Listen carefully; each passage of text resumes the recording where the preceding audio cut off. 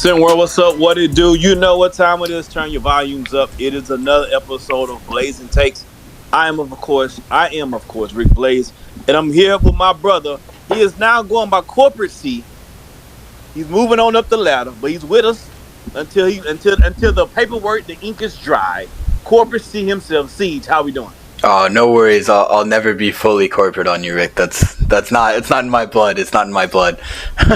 I just had to hand the show back off to you. It's what the people want. It's your show, you know. So I'm sure it'll be fine without it. But we still got some stuff to get through. We got some good content coming before I let Rick take it back over. He never, relinquished it to me, but before I give it back to him solo. So let's get back on with the founders region here. We got our next team. I know this is a team you got quite a take on, Run DMV. So Run DMV brought in a new coach, Coach Banks, from H-Town Hoopers, and they had somewhat of an underwhelming offseason. They lost Nick Hugo to Queen City Kings. Their biggest, really, two signings of the offseason were Nick Beal, not signings, but commitments, were Nick Beal and VJ George Jr. rejoining the team from a while back. Look, the more I look at this team, the more I think they might have some kind of potential. They're returning Trey Trust. They're returning Malik Duffin, two guys who were some good role players for him. Trey Trust was one of the better scorers they had last year. Returning Charles Pinkard, who didn't put up a lot of numbers, but is a good leader, a vocal leader. And they added Cam Jones, sharpshooter out of Houston. They added Nick Beal, who a lot of people think he can do a lot more. I do tend to think he can do more, not on a number one level. But really, I think this team is going to rest on, we've talked about it, they have a lot of shooters. But this team's success, if they're going to have any, is going to rest on the two, I almost want to call them unicorns. I know a lot of people kind of vary in what they call unicorns, but John Hudgens and VJ George Jr. both have the ability to kind of develop into those unicorn type players. 6'9", VJ George is. He can handle the ball. He can create his own shot. John Hudgens, he's not quite as good at handling the ball and creating his own shot, but he can do a little bit of it. He can shoot. He can defend really all five positions, rebound. Those two, I think, are going to be the key pieces, because if they can kind of reach their full potential and buy in, and Coach Banks can get them to be the players that they have the talent to be, and the size to be, they might be able to find some success this year. Oh, okay. You're not impressed. You're not impressed, Rick, huh? Look, man. They're two best potential players. Like you said, is VJ George and John Hudgens. The issue with those two guys are they're gun shy. They are gun shy offensively. They're not the most aggressive guys when it comes to scoring the basketball. So they haven't showed that that's who they are or that's what they want to be. I don't see what makes them. I don't see what Coach Banks is going to bring to the table that makes them just all of a sudden become, here I am. I'm shooting 20 times a game and I'm being really efficient in scoring. I haven't seen it from them. I haven't seen glimpses of it from them. Hudgens do a little bit of everything, but again, I haven't seen him be really good at any one thing. Same with VJ George. And you take that and you surround that with a bunch of 6'3" guys who shoots the ball out from outside. They don't have a interior offensive game. Besides John Hudgens, they don't have much of an interior defensive stopper either. They don't have much of a penetration game from the guards. Mostly those guards are just spot up jump shooters. Nick Beal can penetrate a little bit, but he's not really efficient at this point. And they don't have a traditional point guard. So they don't have a wing that can get a bucket on his own. I guess you can put VJ George at the wing, but then who you playing at the 4? Playing John Hudgens at the 4. Who? You play Hudgens at the 4. You play Duffin at the 5. Duffin's the only one on this team you could call a traditional big. He's the only one. So you got Duffins at the 5. Here's my thing. If you're going to go small ball, obviously that's what they decide to do. You might as well just go all the way with it, shawty. Like, man, go ahead and just put Kendarius Rump at the 5 then. he's the heaviest of all of them. Yeah. Like, like even McDuffie, he's what 215. Like that's not really. There's some bigs. There's some bigs in the sim world that eat 215 for breakfast. Yeah, they're going to struggle against the traditional big men's of the world, the Trey Hymans, the Arthur Lattimores. They're likely going to struggle against those type of guys. They're going to struggle against those guys. They're going to struggle with the penetration and kick out because those shooters that they have, who are good shooters, Trey Truss, Cam Jones, they are good shooters, but they don't really get to create their own shot like that. So I don't know. In my opinion, he has to play a spread, almost Princeton type offense to try to get the most out of these guys. It's going to be interesting to see, but this can go really, really bad. And I say all of that, and I haven't even mentioned the fact that you lost a top 10 recruit in Hugo, and we've come nowhere near replacing anything like Nick Hugo this season. So he's obviously going a different direction. But yeah, man, we just walking it up. I mean, the only thing I'll say is I do. This might be the team with the highest discrepancy in their floor and their ceiling to me. Their floor is low.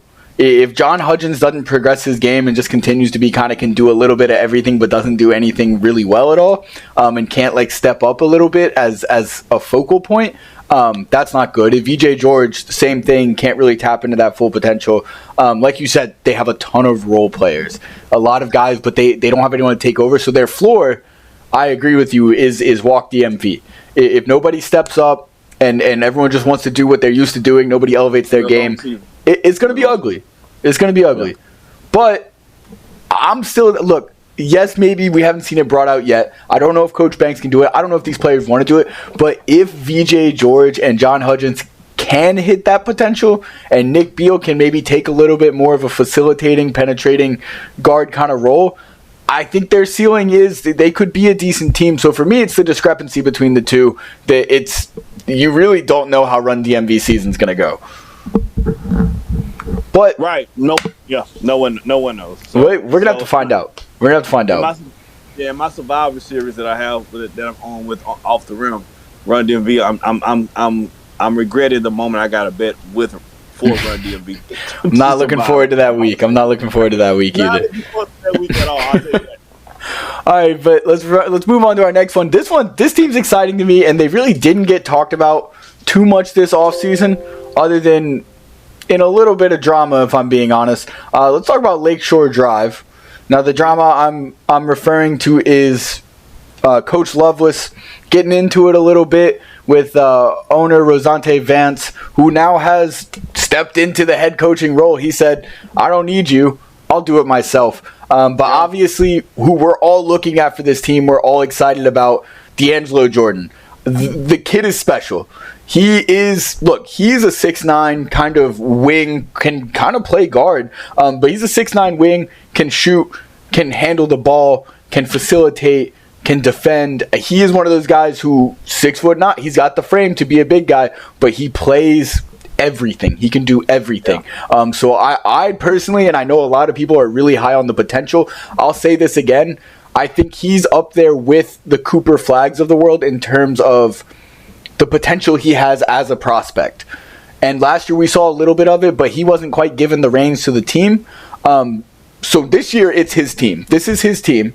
The other guy who's kind of going to head up this squad for them is going to be Zay Gore, who emerged as a really great facilitator last year, one of the best in the league. He's a great pure point guard. He can play point. That we know.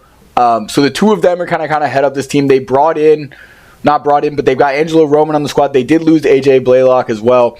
But this is an interesting team, a lot of unknowns. But the one thing you do know is the D'Angelo Jordan. I think this guy's a 20-point per game scorer this year, Rick. 100%. D'Angelo Jordan to me has a Rashard Lewis type comp. Ooh, for me. Yeah. And I love Rashard Lewis, bro. That Magic team that went to the finals, that's maybe my favorite basketball team ever, bro. I love that team. Yeah, he can do it like that. He's going to need to be a little bit more aggressive this season. But I watched their scrimmages, and he has the ultra green light. The team is running their offense through him. I do like Zay Gore. I expect Zay Gore to have a breakout year this year. And also, Norman Nations is that spot up guy. Yeah, That can hit the shot when you need it. He can sneak and get you 15, 20, 18 points on any given night on a real sneaky low. I like nominations as the guard for them as well. They have an interesting team. I don't think their ceiling. I think their ceiling is to be determined. yep. I think if Angelo Jordan goes all world this season, that I think he can be. If he can maintain a top 5, top 10 performance for the whole season, and if Zay Gore can make the breakout year that I think he's gonna have, and if nominations can hit the open three, then you got a guy like Witness Work who plays hard. They got some pieces here where they can really be a surprise team. I can see them surprising the league and maybe creeping up around 20 wins. It's possible. I think it all rests on the man we keep talking about, D'Angelo Jordan. Yes. Like you said, if he's all world, which I'm with you, he absolutely can be. He's the type of guy who in a few years wouldn't be surprised to see him go top 3, number 1 in a pro league draft. Yes. You know what I mean? Like he is that kind of prospect. He is that guy. And he started to get a little bit of attention at the end of the year last year. But this year, when he's doing his thing, we're going to be talking about it. We're going to know about it because he's special. This kid's special. He's up there with Cooper Flagg. He's a similar size, and he can do a lot of the things that he can do.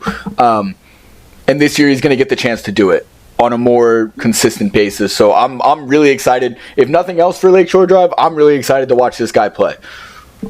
Yeah, I think they really have. I think he is the reason for fans to come out there and see the games, whether they're winning or not. You got certain players, whether it's on whether it's on a prep level, whether it's on the college level or the pro level, that they sell tickets by themselves. Regardless of what the team is doing, a special talent when you see it, and you want to see it in person. And he's one of those guys. So I'm interested to see how Lakeshore does this season. I think they're flying under the radar. I think that's good for them. And I think before you know it, middle of the season come around, and they could have hit a whole bunch of teams in the mouth, and they can take over the division if people are not careful. Absolutely. This is probably not a popular pick, but like you said, I would not be surprised to see them win and be on top of the Founders division by the end of the year. I think D'Angelo is that good, but hey, that's our team for the day. Let us know what you think. We'll have 2 more Founders region teams for you tomorrow. Not going to tell you who they are. Did we miss anything? Were we wrong about anything? We weren't. Rick, what do you got for the people? Hey man, make sure you guys check out all the different pods and programs. We got some new stuff on the horizon. We got some new pods on the horizon. So make sure you guys keep it locked. Hey, when you're watching it on YouTube or wherever you're watching, please make sure you smash that like button. If there's 25 views, there should be about 25 smashes on likes, right? Let's get to it, man. Let's show our love. Let's keep this SimWorld thing going. In the words of all our other compadres and brothers, see the game and be the goddamn game.